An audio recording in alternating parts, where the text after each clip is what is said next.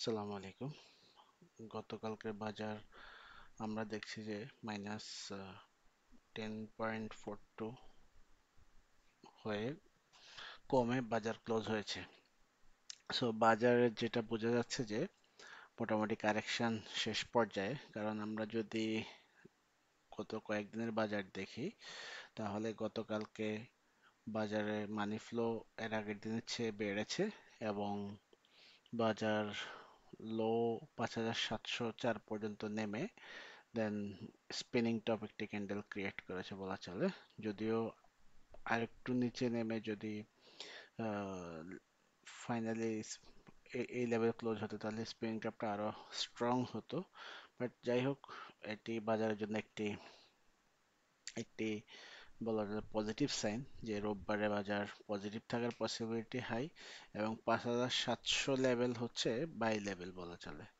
কারণ এর আগেও 5,700 লেভেলে এসে দেখেন এই যে স্প্রিং টপটা ক্রিয়েট করেছে, করে দেন বাজার আপ ট্রেন্ডে গিয়েছিল। সো এখন আমরা যদি একটু টেকনিক্যালিও দেখি, এমএসিডি লাইন এখনো কিন্তু নিচে নামে নাই। যদি কারেকশনে ফুল আসতো বা যদি বাজার ডাউন ট্রেন্ডে চলে আসতো তাহলে এটা লাইনটা এতদিনে ক্রস ওভার দিয়ে দিত লাস্ট 3-4 ডেজে। এবং টেকনিক্যাল পয়েন্ট অনুযায়ী সবগুলো ইন্ডিকেটরই মোটামুটি অ্যাভারেজ লেভেলে রয়েছে। আরএসআই 51 বা 50 লেভেলে রয়েছে। সো আরএসআই 40 অ্যাবভ থেকে 50 পর্যন্ত বাই লেভেল বলা চলে।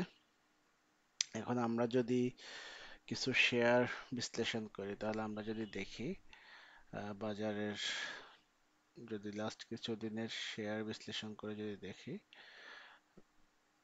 ইএমএ 200 অ্যাবভ যে স্টকগুলো রয়েছে, সো বা আমরা 120 ডেজ অ্যাবভটা দেখি যেহেতু শর্ট দেখি। সো এখানে আমরা যদি দেখি আইএফআইসি তে ভলিউম হয়েছে এবং আইএফআইসি যদি টেকনিক্যালিও দেখি খুব বেশি সাইডওয়েতে ছিল কিছুদিন। যদি এই লেভেলটাতে সাইডওয়েতে ছিল, ম্যাক্সিমাম ব্যাংকই বলা চলে যে সাইডওয়েতে ছিল।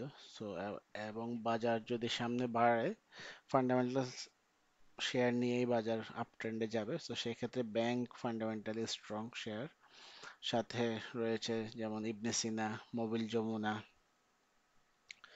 তারপরে রয়েছে আইটি সেক্টরের ভিতরে রয়েছে আইটিসি। সো এরকম যেই শেয়ার ফান্ডামেন্টাল শেয়ারগুলো হচ্ছে ওই রকম, যেই শেয়ারগুলো কন্টিনিউয়াস ডিভিডেন্ড দিয়ে আসতেছে, ডিরেক্টর হোল্ডিং ভালো, বা সবকিছু মিলিয়ে বলা চলে যে মার্কেট লিডিং পজিশনে রয়েছে। সো ওই টাইপের শেয়ারগুলো আমরা নজর রাখতে পারি।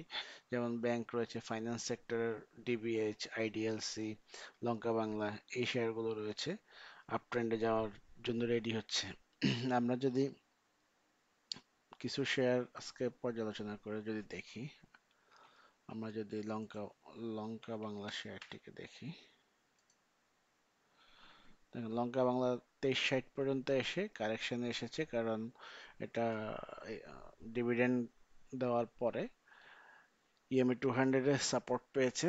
সো ডিভিডেন্ড কিন্তু এখনো বলা চলে যে এমএসিডি ক্রস ওভার দেয় নাই। লাস্ট 3 ডেজ কারেকশনে এমএসিডি ক্রস ওভার দেয় না, নর্মালি দিয়ে দেওয়ার কথা, বাট বলা চলে যে এখনো ডাউন ট্রেন্ডে ফুললি আসে না এবং এই লেভেল থেকে এর আগেও সাপোর্ট পেয়ে উপরে উঠেছে।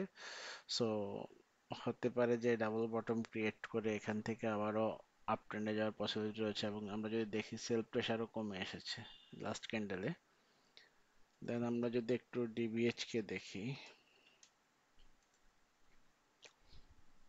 ডিবিএস শেয়ারটিও মোটামুটি বলা চলে যে 45 লেভেলে উঠেছে। এখানে ডাবল টপ ক্রিয়েট করে একটু কারেকশনে এসেছে। তো যেটা কারেকশন, এটা স্বাভাবিক কারেকশনই রয়েছে। এই এই টাইপের কারেকশনকে আমরা সাইডওয়ে বা লাইক ন্যাচারাল কারেকশন যেটা সেটা বলতে পারি। সো এই শেয়ারটিও ফান্ডামেন্টালি খুব স্ট্রং একটি শেয়ার, এটাতে নজর রাখতে পারেন। দেন যদি আসি আইডিএলসি, ফাইন্যান্স সেক্টরের এই তিনটি শেয়ারই হচ্ছে লিডিং, তাও ইএমএ 200 অ্যাবভ রয়েছে স্টিল। সো এটাও আশা করি ইন ফিউচারে ভালো হওয়ার পসিবিলিটি রয়েছে আরো। অলরেডি তো ভালো পর্যায়ে গিয়েছে এবং আরো ভালো হবে ইনশাল্লাহ। আমরা যদি জিপিএস ইস্পাতকে দেখি, এটিও ফান্ডামেন্টাল স্ট্রং একটি শেয়ার, রেগুলার ডিভিডেন্ড দিয়ে আসতেছে। আমরা যদি জিপিএইচ ইস্পাত, সরি, লাস্ট ইয়ারে ডিভিডেন্ড দিয়েছে ক্যাশ 5%, বাট মোটামুটি কন্টিনিউয়াসলি ডিভিডেন্ড দিয়ে আসছে। সো এই শেয়ারটি একসময় 60 টাকার লেভেলে ছিল। সো এখন মোটামুটি অর্ধেক দামই বলা চলে, 50%। সো লং রানে শেয়ারটি ভালো করবে আশা করতেছি। দেন আমরা যদি আসি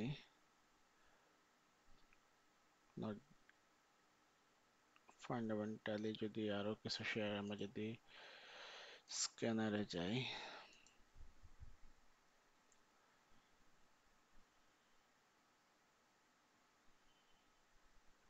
যেমন ক্যাশ ডিভিডেন্ড 50% উপরে দেয় যেসব কোম্পানি, যদিও বলা চলে যে এখানে কিছু, যেমন ব্যাট বেসি, সো ব্যাট বেসি সাইডওয়েতে রয়েছে।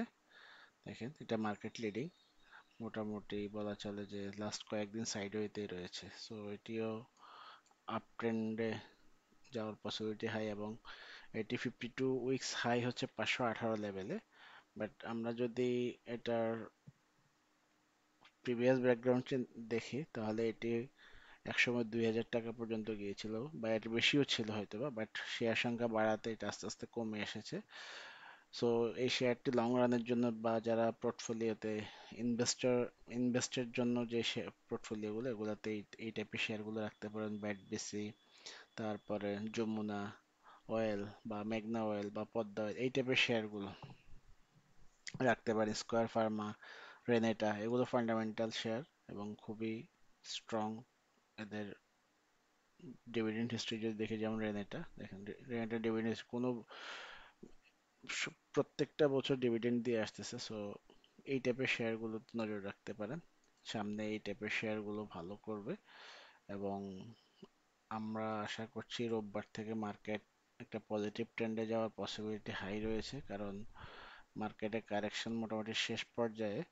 সো ইনশাল্লাহ আশা করতেছি একটি ভালো বাজার দেখতে পারবো সামনের সপ্তাহে, এবং সবার মুখে একটি সুন্দর হাসি ফুটবে ইনশাল্লাহ। আসসালামু আলাইকুম।